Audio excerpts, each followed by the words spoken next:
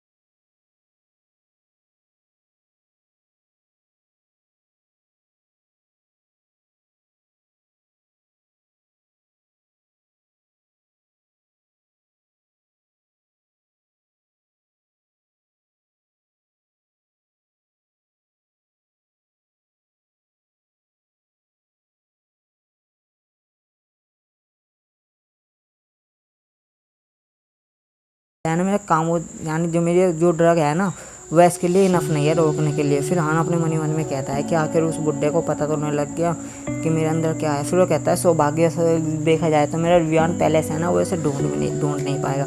लेकिन बुड्ढा जब भी कहता है वो क्या चीज़ है, आखिर वो तुम्हारे ओरा से लगा हुआ है, उसे रोक देता है। वो कहता है सीनियर वेट, वह मेरी वाइफ है। फिर बुड्ढा कहता है ओ अच्छा, आजकल के यंग आदमी है ना जो वह पूरी तरह से जानते हैं कि आखिर कैसे खेलना है, अपने साथी बीवियों को लेकर घूमते हैं। फिर वो आगे भी बढ़ाता अपनी माता और कहता है जब तो तुम्हारी एक्सटर्नल रिएक्शन नहीं हुआ। फिर वो कहता है उन्होंने हंसता है सीनियर आप क्या सोच रहे हैं, आप बिल्कुल गलत सोच रहे हैं। फिर हान अपने मन ही मन में कहता है क्या इसे एक ड्रैगन फॉल जी कहा जाता है। फिर वो बुड्ढा होता है ना एक पेज पर कुछ लिख रहा होता है और फिर बुड्ढा अपनी बात आगे बढ़ाता है कि 2 सोल्स और एक बॉडी हर इंसान के पास होने के बाद भी जो मेरा ड्रग है ना उसकी जो इफेक्ट है ना वो बहुत ज़्यादा होता है, लेकिन तुम्हारी जो सिचुएशन है ना वो सबसे अलग है, इसलिए शायद तुम पर उसका इफेक्ट थोड़ा कम हो। फिर हान अपने मन ही मन में सोचता है कि इस बुड्ढे के पास इतनी ज़्यादा महंगी चीज़ें हैं, देखो मार्सर चैन यानी कि फन प्रीमियम फन्नेस, ये सारी वे चीज़ें हैं जिनसे कि वो चीज़ बनाई जाती है, काम हो जाती है। और फिर एक किताब को धरा होता है बुड्ढा, तो हान उससे देखता है और अपने मन ही मन में कहता है क्या सीक्रेट मैनुअल है। कहता है क्या डुअल कंटिन्यूएशन मैडम है, उसके नाम को कौन आने लगता है। फिर बुड्ढा अपनी बात आगे बढ़ाता है और कहता है दोस्त मेरे दोस्त तुम्हारा जो मेरे यानी मेरे जो काम हो जाता है ना तुम पर थोड़ा सा कम फील हुआ, और फिर भी देखा जाए तो तुम्हें उससे उसका स्वाद चखने में कैसा लगा। तो हान खांसते हुए कहता है सीनियर वो जो आपका ड्रग था वो बहुत ज़्यादा स्पेशल और इफेक्टिव था, मैं बहुत ज़्यादा दबाव में आ गया था। आपके पास इतनी ज़्यादा यानी वंडरफुल स्किल्स है, तो फिर आप इस छोटी सी सोसाइटी में क्यों रह रही है। अपनी आवाज़ आगे बढ़ाता है वो कहता है तुम्हारा जो टेस्ट है ना बहुत ज़्यादा अच्छा है, जो कि तुमने मेकिंग को भी सीख देख लिया उसके। फिर हान अपनी बात आगे बढ़ाता है और कहता है लेकिन आपके साथ क्या हुआ था। फिर वो बुड्ढा वो कहता है तुम किस बारे में बात कर रहे हो। फिर वो कहता है हान बताइए। फिर वो बुड्ढा चलो जब तुम इतना पूछ रहे हो तो मैं तुम्हें बता ही देता हूँ। कुछ समय पहले मैं ना एक अजीब यानी कुछ चीज़ बना रहा था सेल्फ के लिए अपने कैंप पे, लेकिन मेरे से एक छोटी सी गलती हुई और जो उसकी पूरी फ्री में खुशबू है ना वो पूरे में फैल गई। और जब आदमी ने उसे सूंघा ना तो वे इतने बेशरम हो गए, उन्होंने अपने कपड़े फाड़ डाले और कहने लगे शर्म लज्जा भाड़ में जाए। काम करे तो घर को आए। फिर बुड्ढा कहता है उन्होंने मुझे धक्के मारकर बाहर निकाल डाला, भला वो मेरी ये छोटी सी गलती को माफ़ नहीं कर सकते थे? या तो मेरी छोटी सी हॉबी है, लेकिन कम से कम ये किसको मारने से तो ज़्यादा बुरा नहीं है। फिरहान कहता है हाँ बिल्कुल आप सही कह रहे हैं। फिर वो बुड्ढा अजीब सा मुँह बनाता है और कहता है क्या तुम भी उन्हीं की तरह हो? फिरहान सोचता है शायद मैंने कुछ गलत कह दिया। वो कहता है ओ मैंने देखा आप तो मेरी यानी पूरी ज़िंदगी बदलने के लिए आपने तो बहुत अच्छी चीज़ बनाई है इस दुनिया को बदलने के लिए, आप फैन नहीं हुए। अगर आप सोच नेचुरली अगर जिस ट्रैक का इस्तेमाल हमने ईस्ट से समुद्र यानी समुद्री उस पर किया तो क्या होगा? फिर बुड्ढा कहता है क्या होगा, ये तो मैंने सोचा नहीं। फिर वो कहता है आपने एक ऐसी चीज़ बनाई है जो कि इस दुनिया को बदल कर रख देगी, आपका प्लान इतना ज़्यादा लाजवाब है। एक बार सोचिए जब हम इसका ड्रैग यानी इसका इस्तेमाल करेंगे उन पर समुद्री उस पर तो जो काम यानी करने की इच्छा वो ज़्यादा जाएगा। जहाँ तक हम सबको पता है कि वो महिलाओं के मुकाबले ही आदमी ज़्यादा है, तो महिला ना मिलने की वजह से उन एक दूसरे में लड़ाई होने लगेगी, अब एक दूसरे को ही मारने लगे। सच में मास्टर आप तो बहुत ज़्यादा ग्रेट है, आपका प्लान तो बिल्कुल सक्सेसफुल है। बुड्ढे के हाथ चमक उठती है। वो कहता है मैंने तो इस बारे में कभी सोचा ही नहीं था, मैंने तो सिर्फ इसके लिए औरतों को धोखा देने के लिए बनाया था। फिर वो कहता है बुड्ढा स्माइल करते हुए हाँ मैंने एक ऐसी चीज़ बनाई है जो बहुत ज़्यादा महान है। फिर हन का हाथ पकड़ता है बुड्ढे का ले जाते हुए कहता है मुझे दिख रहा है कल का और जो आपने कल लाने के लिए कहा है ना कि एक आप कल अच्छे भविष्य की निशानी हो, आपने भविष्य बदलने के लिए इतना अच्छा काम किया है, आपका योगदान रहेगा भविष्य बदलने है। फिर बुड्ढा कहता है हाँ तुम बिल्कुल सही कह रहे हो। फिर बुड्ढा सीरियस सा हो जाता है और कहता है मेरे भाई मेरे दोस्त मेरे जिगर यार तुम फिक्र मत मानो, ज़िंदगी में तुम्हें कभी भी कुछ चीज़ की भी ज़रूरत पड़ेगी ना तो तुम्हारा भाई है ना छाती पीट कर तुम्हें दे डालेगा।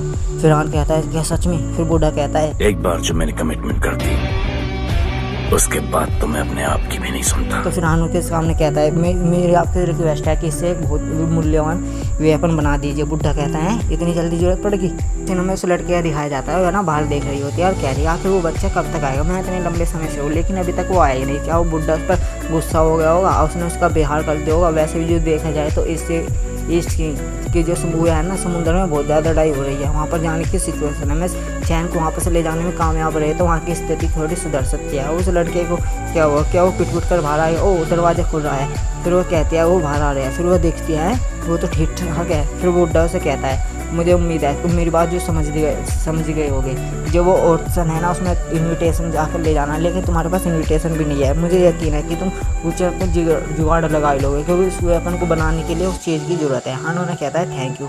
फिर वो लड़की उसे देखते हैं उसके होश उड़ जाता है। वो कहती है हाउ दिस इम्पॉसिबल, आखिर कैसे पॉसिबल है? फिर वो कहता है वो बुड्ढा जो कि इतना ज़्यादा यानी रेपुटेशन ख़राब है उसने और हान भी पूरी तरह से ठीक लग रहा है। आखिर उस हान ने से ऐसे क्या कही जो बुड्ढा उसका दोस्त ही बन गया, उन्हें देखने से तो ऐसे लगता है कि कैसे दोनों बहुत पुराने दोस्त हो। फिर वो कहते हैं मेरे लिए एक ऐसा चांस है जिससे मैं इस चैन को वापस ईस्ट से समुद्र में वापस ले जा सकूँ, जिससे कि वहाँ की सिचुएशन है ना सुधर जाए। फिर हान से कहती है रुको, फिर उसके पीछे आ जाती है। हान कहता है ओ ग्रेट ब्यूटीफुल दिन, आप यहाँ क्या कर रही है? क्या आप मेरे लिए सच्चे दिल के साथ ब्लड से वापस मुझे यहाँ लेने के लिए आई? यहाँ और लड़के खांसते हैं और कहते हैं मैं बस तुमसे पूछना चाहती हूँ कि तुम उस बुड्ढे से क्या कहे जो इतना खुश है।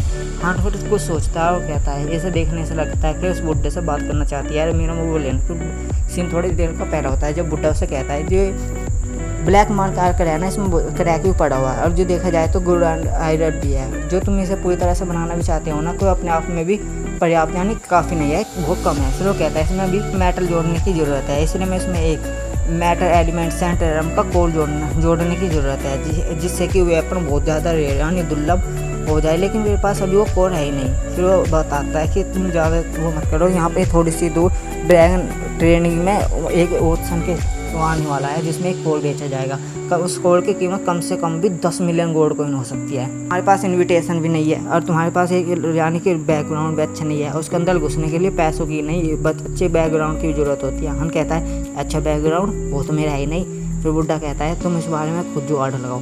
फिर हान अपने मन में सोचता है कि प्रेजेंट में आ जाता है सीन और हान सोचता है ओ जुगाड़ लग गया।